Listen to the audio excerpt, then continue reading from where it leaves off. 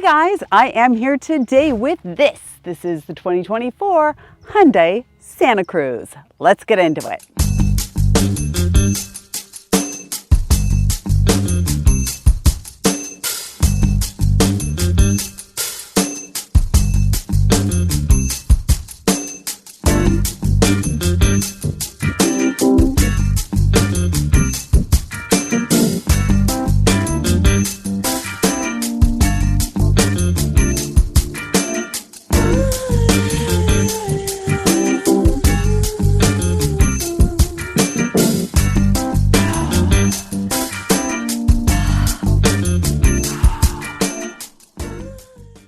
So the Santa Cruz is a car that no one ever thought they'd make. It's based on a concept car that Hyundai showed, I don't know, a few years back. I'll put the date in here.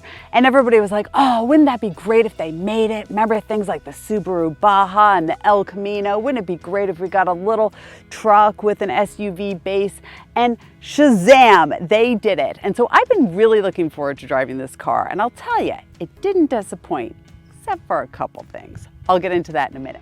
Okay, so the MSRP for the Santa Cruz, the 2024 version, starts at $26,900. The one I'm driving here is, of course, the top of the line. That's what they give us here in the press. This is the limited trim. And under the hood in the limited trim, we have a 2.5 liter turbocharged four-cylinder engine that's putting out 281 horsepower and 311 foot-pound of torque, which is about 30% more than the base model engine, and I'll tell you, it is a blast. But I'll tell you more about that in a sec. Okay, a few things about the drive. So this is built on the Hyundai Tucson platform, which may sound like a bad thing, but it really isn't, because the Hyundai Tucson these days is a brilliant, brilliant SUV. You can see my review right here. As I said, under the hood, we've got a 2.5 liter turbocharged engine in this trim. And with the 8-speed transmission and the drive modes and the paddle shifters here in the limited trim, boy, you can have a really, really good time. We've got a self-leveling rear suspension. Again, this is all-wheel drive.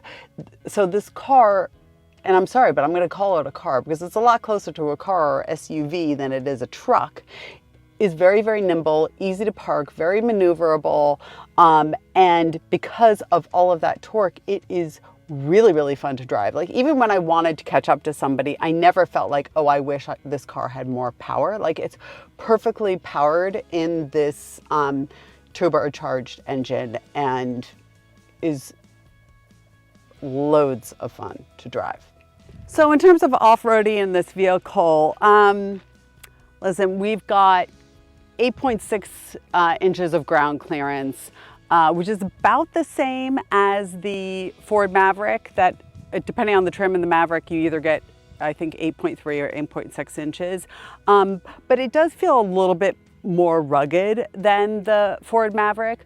You do have these, coated wheel wells and things like that to make it look more rugged. I've driven this on plenty of dirt roads during the time that I've been test driving it, and thanks to the all-wheel drive, it's really been lovely. But again, it's a soft roader, not an off-roader. So you don't take this on the Rubicon. Okay, front passenger seat. The front passenger seat is very comfortable. My nephew rode in here with me yesterday. He's 6'3" and a big guy, and it was surprising to me how well he fit in here, which was great. There's plenty of headroom in this trim. There, in the front passenger seat, you have to have manual movement of the seats, which is fine. The driver's seat gets electric movements with the seat adjustments. We've got 2 cup holders here. I put a Stanley cup here just so you know that works. And then in the door, we've got bottle holders as well as a little compartment, glove box. It's pretty standard. It's nothing special. In this trim, I do have, yay, the Bose sound system, which for this little vehicle is lots of fun because, you've just got a rear cabin, and so it just blasts the noise. And that is pretty great. The rear seats in the Santa Cruz are decidedly meh. I mean, honestly, they're just kind of like, okay. There's a fixed cup holder here in the door. There's a little handle. The windows aren't very big. You know, you don't have a tremendous amount of leg room back here where with the seat where it needs to be. And it really wouldn't seat 3 unless you want to put 3 small kids back here in a pinch. There are USB ports in the rear on the limited trim. So if you are regularly going to have passengers who need their devices charged, you want that. There's a center armrest.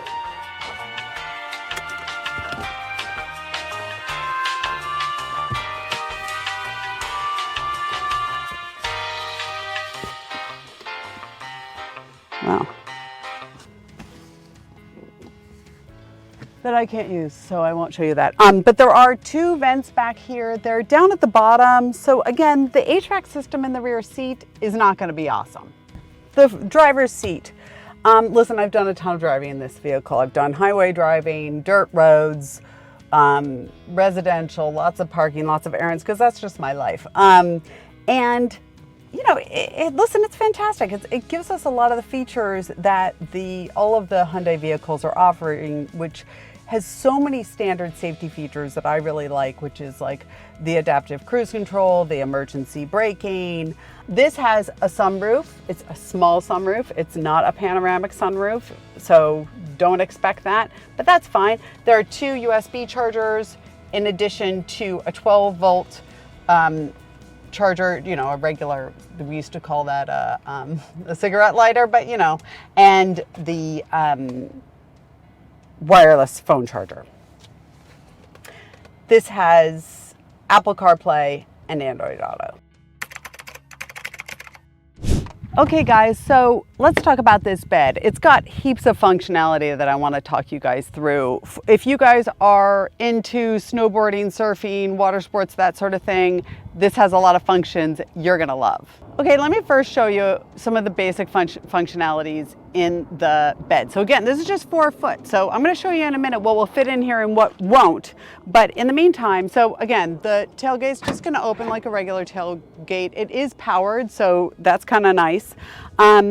Inside this tailgate, we've got a system underneath where you can store stuff. And that system has a plug, you know, like Jeep does that as well, as do a bunch of other, you know, sort of off-roading SUVs. So you could do things like put your wetsuit booties down there, maybe your wetsuit, and just let it drain out instead of letting it just like sop around in your truck bed. Or if you're fishing, you could put some of your gear down there. That's great. Or if you go to the lake or the ocean with your boat, that's a great system. Okay guys, so to keep this real, I'm gonna show you a few of my favorite things and whether or not they fit in the back of the Santa Cruz. We may as well start with her. Come on, princess. Okay, Great Dane in the back of a Santa Cruz. Check. Shortboard in the back of the Santa Cruz. Well, yeah, but I'm gonna need to lay a towel over the back. Snowboard. That fits in the back of the Santa Cruz just fine. But again, that's for me. That's my snowboard, and I'm 5'6". So if you're a 6 foot tall dude, you're gonna have one that's a little bit longer, but it will probably fit, but you may have to lay some of them over the side or fit them all on a diagonal. Is your mountain bike gonna fit in the back of the Santa Cruz? Well, you're either gonna have to take a wheel off or put an extender back here, or both. Does that work for you? Not ideal. Okay, I wanna show you guys how to use the tonneau cover because it definitely took me a minute, and I'm hoping that this will help some of you as well. So you're gonna open up the lift gate, and then you're gonna see this yellow knob down here. So you're gonna pull that, move it, rotate it 45 degrees. And then you're gonna feel something unlock. And essentially that's gonna unlock the tonneau cover. And then you use this latch here at the top.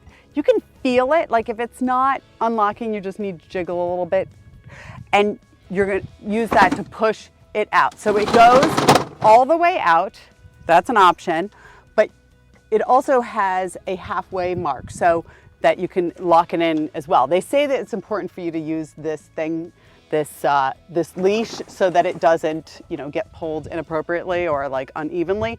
So if you just pull it, you can see the little latch on the corner. So if you pull it, you can pop it in this little thing, so it's halfway. Great. And then you're gonna unlock it and pull it all the way. Again, lock it into place. You can put your lock on, right? Close it up, and you're done. Phew, that was easy. Not really. I've read a lot on Reddit, a lot of you take the tonneau cover off. No, there's no way to store it in the vehicle. You have to just put it in your garage. That's the way it is. So I think it's the kind of thing that maybe you want to use seasonally. I know a lot of you are doing that. But again, it is great functionality if you live in an urban area and you just don't want people getting in your stuff. So there you have it, the 2024 Hyundai Santa Cruz. Is it an SUV? Not really. Is it a truck? Nope. It's kind of better because it gives you the functionality of a truck, also gives you the functionality of the SUV. Is everyone gonna love it? No. I know a lot of you hate this car, and that's fine, but a lot of you are going to love it. And I wanna hear from both of you in the comments. Thank you so much for watching. I'm Motorhead Mama, and please press that subscribe button.